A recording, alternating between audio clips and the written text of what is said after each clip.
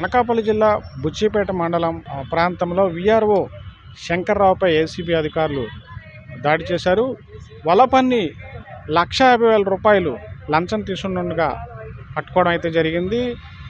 ఒక మ్యూటేషన్ పని మీద స్థానిక రైతు తనకున్నటువంటి భూమి 2.5 ఎకరాల భూమికి సంబంధించినటువంటి తన పేరుని మార్పు చేయాల్సి ఉన్నది, అడంగల్లో పేరు మార్పు చేయాలని చెప్పేసి వీఆర్ఓని రైతు వినతి చేయడం అయితే జరిగింది. ఇందుకోసం ₹150,000 అయితే వీఆర్ఓ శంకర్రావు డిమాండ్ చేశారు.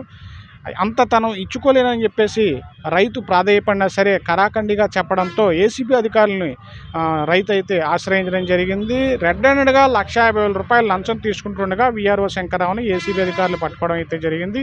పేరు హర్షిత, వైజాగ్ యాంటీ కరప్షన్ బ్యూరోలో డిఎస్పీగా పనిచేస్తున్నాను. నేను నాతో పాటు రమణమూర్తి డిఎస్పీ ఏసీబీ వైజాగ్ మా టీం అంతా కలిసి ఈరోజు ఇక్కడ ఒక ట్రాప్ వేయడం జరిగిందండి.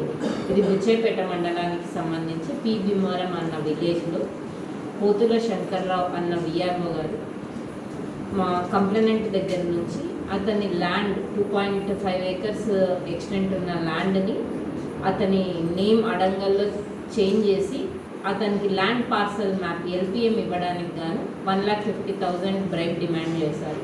సో కంప్లైనెంట్ మా దగ్గరకు వస్తే మేము యాజ్ పర్ ప్రొసీజర్ ట్రాప్ చేయడం జరిగిందండి.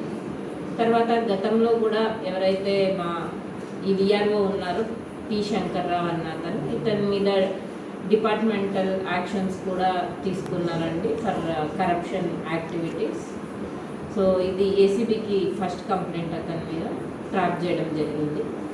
తర్వాత అందరికీ తెలియజేయడం ఏమనగా ఎవరైనా గవర్నమెంట్ సర్వెంట్ మీ దగ్గర నుంచి వాళ్ళు చేయాల్సిన పనికి గాను ఏదైనా బ్రైబ్ డిమాండ్ చేస్తే 1064 టోల్ ఫ్రీ నెంబర్కి కాల్ చేయొచ్చు, లేదా మా ఆఫీస్కి డైరెక్ట్గా వచ్చైనా కంప్లైంట్ ఇవ్వచ్చు.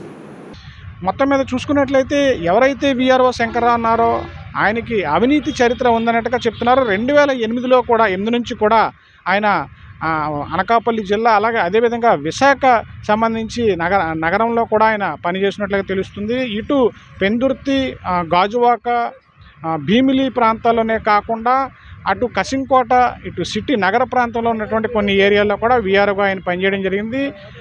అవినీతి చరిత్ర అయితే వీఆర్ఓ శంకర్రావుపై ఉందని చెప్పేసి అధికారులు అయితే చెప్పడం జరుగుతుంది.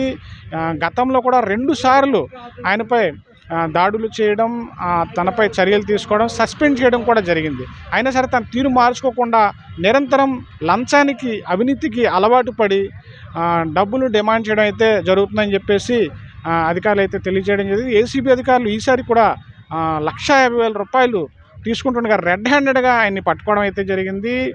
ఏదైతే విశాఖపట్నంలో ఉన్నటువంటి ఏసీబీ కోర్టుకి తనని హ్యాండ్ ఓవర్ చేయడం జరిగింది. శాఖాపరమైన చర్యలు తనపై తీసుకోవడం అయితే జరుగుతుందని చెప్తున్నారు. తను ఎవరైతే వీఆర్ఓ శంకర్రావు 2008లో ఈయన సర్వీసులో జాయిన్ అవ్వడం జరిగింది. ఒక వీఆర్ఓగా అనకాపల్లి, బుచ్చిపేట మండలం, అదేవిధంగా కసింకోట, ఇటు పెందుర్తి, భీమిలి ప్రాంతాల్లోనే కాకుండా విశాఖలో ఉన్నటువంటి నగరంలో కూడా, విశాఖ నగర వ్యాప్తంగా కూడా ఆయన వీఆర్ఓగా విధులు నిర్వహించడం జరిగింది. ఆ సమయంలో కూడా డబ్బులు ఇస్తేనే కానీ ఎటువంటి పని కూడా చేయలేని పరిస్థితి అయితే ఉన్నది. ఆయన మీద పూర్తిగా అవినీతి ఆరోపణలు ఉన్నాయి. దానిని రూఢి చేస్తూ ఏసీబీ అధికారులు అయితే తను ఖచ్చితంగా ఆయన అవినీతిపరుడు అని చెప్పేసి నిర్ధారించుకున్న తరువాత గతంలోనే 2 సార్లు ఆయనపై చర్యలు తీసుకోవడం జరిగింది. జాబ్ నుంచి డిస్మిస్ చేయడం కూడా జరిగింది. అయితే తరువాత కూడా తన కాలక్రమంలో తన తీరు మార్చుకోవడం అయితే జరగలేదు.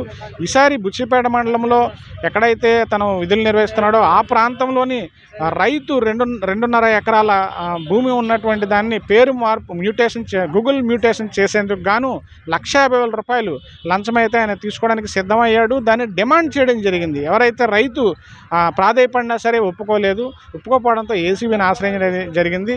ఏసీబీ డిఎస్పీ హర్షిత, రమణమూర్తి వీరు ఇరువురు కూడా ప్రత్యేకంగా ఒక బృందాన్ని ఏర్పాటు చేసుకొని రెడ్ హ్యాండెడ్గా ₹150,000 తీసుకుంటుండగా ఆయన్ని పట్టుకోవడం అయితే జరిగింది.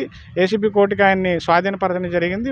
ప్రస్తుతం ఆయనపై శాఖాపరమైన చర్యలు అయితే చేపట్టడం జరుగుతుందని చెప్పేసి అధికారులు చెప్తున్నారు. గతంలో కూడా అనేక ఆరోపణలు వచ్చినప్పుడు కూడా నిర్ధారణ కాకపోవడంతో ఆయన తప్పించుకోవడం జరిగింది. ఈసారి అయితే మాత్రం అవినీతి ఆరోపణలతో పాటు ₹150,000 తీసుకొని నిర్ధారణ కూడా జరగడంతో ఆయనపై శాఖాపరమైన చర్యలు అయితే తీసుకోవడం జరిగింది. ఎవరైతే వీఆర్ఓ శంకర్రావుపై కఠినంగా చర్యలు తీసుకోవడం అయితే జరుగుతుందని చెప్పేసి డిఎస్పి హర్షిత చెప్తున్నారు. దాంతోపాటు ఎవరైనా అవినీతికి పాల్పడినట్లయితే ప్రభుత్వ అధికారులు ఎవరైనా సరే అవినీతి పాల్పడినట్లయితే 106 నెంబర్కి ఫోన్ చేసి తక్షణమే ఫిర్యాదు చేయాలని, అవినీతి పాల్పడిన అధికారులపై రెడ్ హ్యాండ్గా పట్టుకుంటామని చెప్పేసి హెచ్చరిస్తున్నారు. అధికారులు అప్రమత్తంగా ఉండాలని చెప్తున్నారు. అవినీతికి పాల్పడకుండా అవినీతి రహిత ఉద్యోగాలను అయితే వాళ్ళు విధులు నిర్వర్తించాల్సి ఉంటుందని చెప్పేసి ఏసీపీ అధికారులు అయితే హెచ్చరిస్తున్నారు. కెమెరామెన్ స్వామితో Sridhar, GT India news, Visakhapatnam నుంచి.